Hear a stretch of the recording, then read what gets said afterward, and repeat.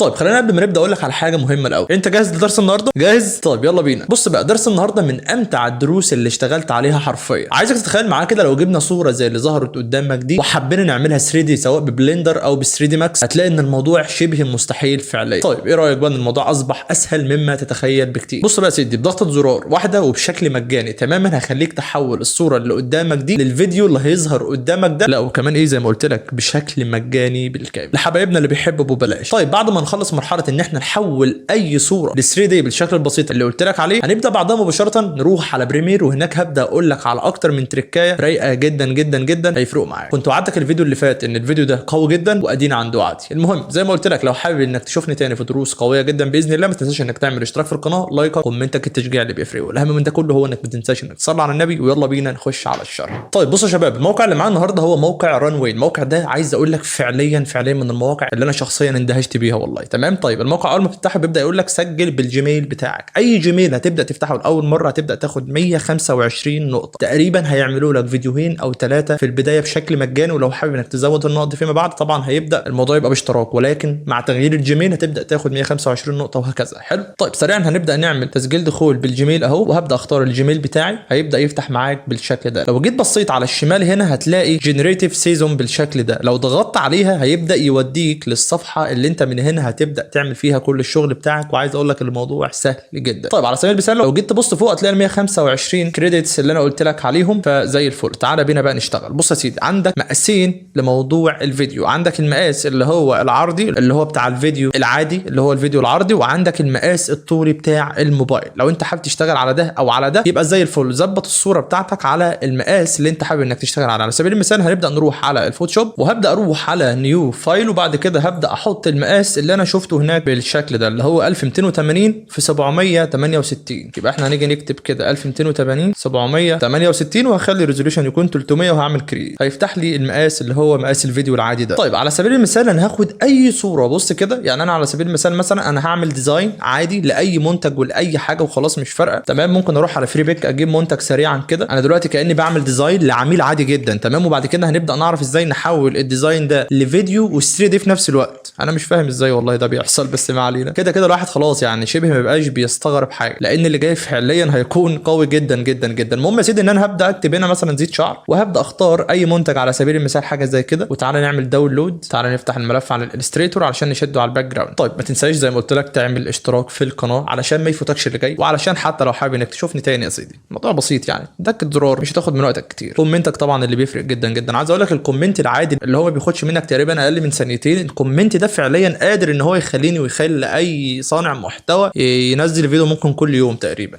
التشجيع كويس جدا عشان تبقى فاهم. بس المهم يا سيدي تعالى كده ايه ناخد المنتج اهو. هبدا اشده على المقاس بتاعنا. طبعا انا دلوقتي بشتغل اي حاجه يعني اللي هو انا بحاول بس افهمك الموضوع. تمام. هنبدا نعمل ايه برضو شادو سريعا كده بطريقه سريعه اهو. براش تول للون الاسود. ماشي. هات الورب انزل كده بالشكل ده شويه. تمام جدا. ماشي. ايه كمان؟ تعالى نقف فوق نيو لير كنترول الت جي. هات نغمق كده شويه اخر المنتج ونبدا نقلل اوباسيتي. طيب انا هعتبر ان انا عملت ديزاين يا سيدي بشكل سريع. تمام. طيب انا عايز احول زي ما قلت لك الصوره ل 3 دي والفيديو زي ما قلت لك جي بي جي عادي جدا اهو. تمام. وهبدا اروح للموقع بالشكل الجميل ده. كل اللي هعمله ان انا هختار خلاص المقاس ده مش المقاس الطولي، وهبدا اضغط هنا وهنبدا نروح عند الصوره نختارها بالشكل ده، وهستنى ترفع معايا كده في اقل من 5 ثواني. خلاص رفع الصوره بالشكل البسيط جدا اللي قدامك ده. ركز بقى هدوس فين؟ هدوس على الكاميرا كنترول بالشكل اللي قدامك ده. مش هتعمل اي حاجه غير ان انت هتشد الجزء ده ناحيه الشمال للاخر، وهتيجي هنا تشد الجزء ده ناحيه اليمين للاخر. بص كده ايه اللي بيحصل. لو عايز تحرك في الحاجات دي هتفهم هي بتعمل ايه بمجرد تحريكك فيها، ولكن انا هستكفي بدول. تمام. مش هعمل اي حاجه غير ان انا هدوس على جنريت بالشكل البسيط ده في اقل من 10 ثواني او 20 ثانيه عشان ما ابقاش كداب يعني. هتلاقي ان الفيديو اتعمل قدامك اهو بالشكل السريع جدا اللي قدامك ده. انا اللي بيدهشني في الحاجات اللي زي كده هو فكره السرعه. يعني هم سهلوا الامور يا جماعه لابسط حدود. يعني على سبيل المثال زي ما قلت لك انت لو حابب تعمل الكلام ده باي برنامج 3 دي فعليا الموضوع كان هيبقى صعب. تمام. ولكن انا مش هتكلم غير لما اوريك نتيجه فعليه قدام عينيك. تقريبا اخد اكتر من 20 ثانيه. معلش عندنا دي.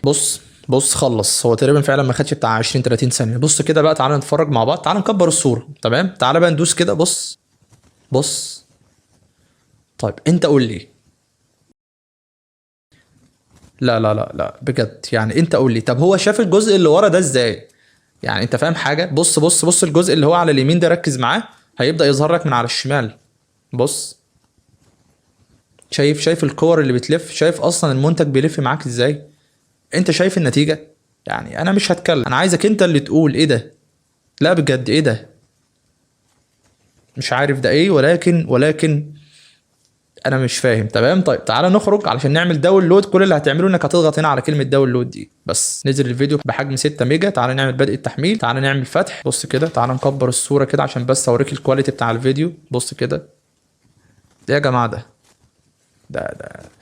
انا مش فاهم ده ايه، ولكن يعني انا شايف ان الموضوع بقى بسيط. تمام، وشايف ان احنا ان شاء الله في تطور كبير جدا جدا جدا جدا الفتره الجايه. كل المطلوب منك انك تبقى ملم بالحاجات الجديده اللي حواليك. تمام، انا كده وريت لك ازاي تعمل صوره 3 دي وفيديو في نفس الوقت. تعال بقى هقول لك ازاي ناخد اكتر من شوت واكتر من كادر بشكل مختلف بس على بريمير، شكل رايق وبسيط. ولكن قبل ما اخدك على هناك، عايز اقول لك ان كورس حمدي بقى متاح دلوقتي. من افضل واقوى مميزات كورس حمدي هو ان الكورس متجدد باستمراريه، بمعنى ان اي حاجه جديده، اي حاجه شايف ان هي قويه وجديده، ببدا انزلها لك في الكورس بشكل مجاني بالكامل. يعني هتحس ان انت معاك كورس جديد كل فتره. كمان في خصم مميز والعدد محدود. هسيبك مع الفيديو تسويق اقل من دقيقه ونرجع مع بعض مره ثانيه. فكره انك تلاقي كورس واحد بيشمل 4 كورسات دي شبه مستحيله تقريبا، ولكن ده انا حبيت اقدمه لك لان حابب اساعدك واكون معاك خطوه بخطوه. بص بقى يا سيدي، كورس حمدي بقى متاح دلوقتي، تقدر تطلبه بخصم مميز جدا جدا لعدد محدود، يعني يا تلحق يا ما تلحقش. اول كورس هيكون السوشيال ميديا اللي بنشرحها من الصفر لحد ما تكون فاهم جميع اساسيات وفنيات التصميم، وهنحل ابرز المشاكل اللي بتواجهك زي القص وتنسيق الالوان واختيار الفونتات المناسبه وتحميل الصور واي مشكله ممكن تخطر على بالك. ثانيا كورس المطبوعات، واللي هتلاقي فيه جميع المطبوعات الورقيه او اللوحات الاعلانيه اللي ممكن تيجي على بالك. ثالثا كورس التسويق الذاتي، واللي هعلمك فيه ازاي تجيب عملاء وازاي تسوق لنفسك وازاي تحدد اسعار تصميماتك وحاجات تانية كتير جدا. رابعا واخيرا كورس المونتاج، واللي هعلمك فيه ازاي تعمل مونتاج زي ما هو بيحصل قدامك دلوقتي، والقطعات والفواصل والتلوين وكل الكلام ده. والمفاجاه بقى انك بتاخد شنطه 50 جيجا ملحقات، ملفات وفونتات وتصميمات مفتوحه وفيكتور وحاجات كتير جدا جدا. ده علشان يساعدك طبعا انا ما قلتش 30% من مميزات الكورس حرفيا، وده بسبب وقت الفيديو. ولكن لو حابب تعرف التفاصيل كامله هتلاقي رقم واتساب ظهر قدامك دلوقتي، تقدر تتواصل معايا عليه، او هتلاقي لينك تحت في الديسكربشن هتضغط عليه هيحولك اوتوماتيك هناك، وهناك هبدا اقول لك على كل التفاصيل. يلا بينا نرجع على الشرح. فبس يا سيدي، حاول تلحق مكانك في الكورس، لان زي ما قلت لك الكورس فيه متابعه وكمان فيه تحديثات مستمره، ده غير الحاجات اللي بنزلها لك دايما في الكورس، وفي جروب واتساب وليله كبيره كده مش هتفهمها غير لما ان شاء الله تشترك معانا. فبس يا سيدي، تعالى دلوقتي خلاص احنا خدنا الفيديو، تعالى بقى نفتح بريمير. لما بفتح بريمير اي اصدار، مش فارقه الاصدار اللي معاك اصدار كام، هتبدا تعمل نيو بروجكت بالشكل ده، وهتبدا تعمل كرييت. تمام، وهتبدا تضغط على الجمله اللي على الشمال، هيبدا يفتح لك الشكل ده. هتبدا تعمل سكيب بالشكل ده، هيبدا يدخلك على التايم لاين بالشكل البسيط ده. تمام، الجزء اللي تحت ده اللي هو دروب ميديا هير مش عارف ايه الكلام ده، هنا هتبدا تحط الفيديو بتاعك. فانا ببدا اشد الفيديو في الجزء الاخير ده. تمام، الفيديو بقى معايا اهو، لو دوست سبيس من على الكيبورد بيبدا يشتغل معايا بالشكل البسيط ده. هبدا اصغر الكلام ده وركز بقى. في الطبيعي ان انت لما بتيجي تشوف فيديو لاي منتج بيحصل او اي منتج 3 دي، المفروض ان هم بياخدوا مثلا اول كام ثانيه كده، وبعد كده بيبدا يتغير لكادر تاني او شوت يكون قريب للمنتج. بمعنى ايه؟ بمعنى دلوقتي ان انا هبدا اخد كوبي من نفس الفيديو ده، وانا دايس الت شديت فوق اتعمل لي كوبي. تمام، انا عايز مثلا على سبيل المثال هقص الجزء ده من هنا كده، وهقص الجزء ده من هنا كده.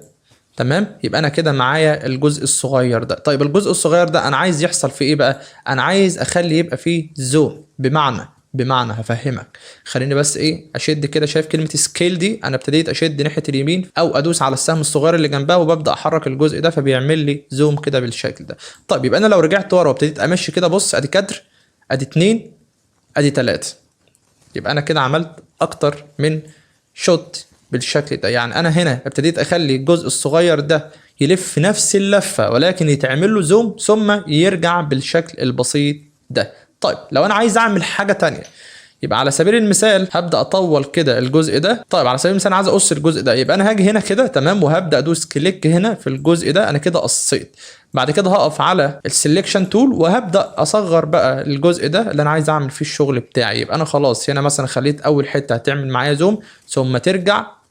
تمام، القطع التاني اللي انا عملته ده انا عايز يحصل فيه شغل اكتر. يعني على سبيل المثال هقف كده عند الاول الجزء اللي انا قلت عليه، خليني بس اكبر دي شويه. تمام، انا مثلا عايز الفيديو مثلا يطلع او ينزل لفوق كده. طيب كلام جميل، تعالى نعمل زوم وتعالى نبين المنتج من فوق. تمام، انا كده واقف عند اول الجزء الصغير التاني. هاجي عند البوزيشن دي وهبدا اضغط عليها بالشكل ده، وبعد كده هبدا احرك التايم لاين بتاعتي لحد اخر الجزء البسيط ده، وبعد كده هاجي عند الجزء اللي انا واقف عليه ده، بص وهبدا اخلي الكادر او الصوره جايبه اخر المنتج بالشكل ده، وبعد كده هرجع. بص كده ايه اللي بيحصل. طب تعالى نرجع للاول خالص. انا هعمل سبيس، بص كده ادي واحد، زوم، ارجع تاني هنا، تعالى لي من فوق لتحت، ارجع تاني.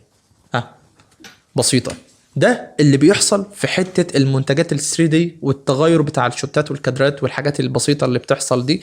تمام. على سبيل المثال برضو لو انا عايز اخلي في زوم، يعني الصورة تبدأ تعمل زوم كده من اول هنا لحد الاخر، يبقى انا هاجي هنا كده بالظبط وهقف على الفيديو اللي تحت، وهبدأ اجي عند السكيل وهبدأ اشد التايم لاين بتاعت لحد الاخر، وبعد كده زي ما قلنا هنفتح السهم الصغير ده ونزود الزوم بالشكل مثلا ده. يبقى بص كده. طيب تعالى نرجع بقى تاني، بص كده هي ماشيه كويس، ما فيهاش زوم، ثم الكادر الكبير، ثم الصغير، ثم من فوق لتحت، ثم تبدا تاخد الزوم من عند الحته اللي احنا قلنا عليها بالشكل البسيط ده. بس انت عملت فيديو تقريبا في اقل من دقيقه، تمام، بشكل بسيط، تمام، وبشكل مجاني كمان بالكامل زي ما قلت لك. تمام. الموضوع سهل، الموضوع بسيط، مش محتاج منك غير حبه ممارسه، وانك تكون ملم بكل الابديتس اللي عماله تحصل حواليك، سواء من مواقع، سواء من تولز، سواء من برامج، سواء ايا كان. طيب لو انت عايز تتابع كل الكلام ده، عايز ان هو ما يفوتكش حاجه، يبقى انت هنا اعمل اشتراك في القناه، ثم انزل على الفيسبوك عندي اعمل فولو، لان اي حاجه جديده انا ببدا انزلها على الفيسبوك اولا، ثم التليجرام برضو اعمل انضمام فيه، وان شاء الله بعدها مش هيفوتك اي حاجه. وزي ما قلت لك ان اي حاجه جديده انا شايف ان هي باستفاده كبيره ليك بامر الله هتلاقيني بنزلها لك اول باول، ومش هبخل عليك بده خالص. والله يعلم ربنا انا بحاول بعد تصوير الدرس ببدا ادور تدوير كبير جدا ان انا اشوف لك حاجه اقوى من اللي انا نزلتها لك قبل كده. طيب ليه بعمل ده؟ لان انا بحبك في الله وحابب ان انا اساعدك، فيا ريت ما تبخلش عليا زي ما قلت لك باي دعم، سواء لايك، كومنت، اشتراك، والاهم زي ما قلت لك انك ما تنساش تصلي على النبي. وبس يا سيدي، هنا اكون وصلت معاك لاخر الدرس، مش حابب اطول عليك اكتر من كده. اتمنى تكون استفدت. لو في اي حاجه سيب لي في الكومنتات. ربنا يكرمك ويوفقك دايما. اشوفك على خير ان شاء الله في درس جديد. سلام.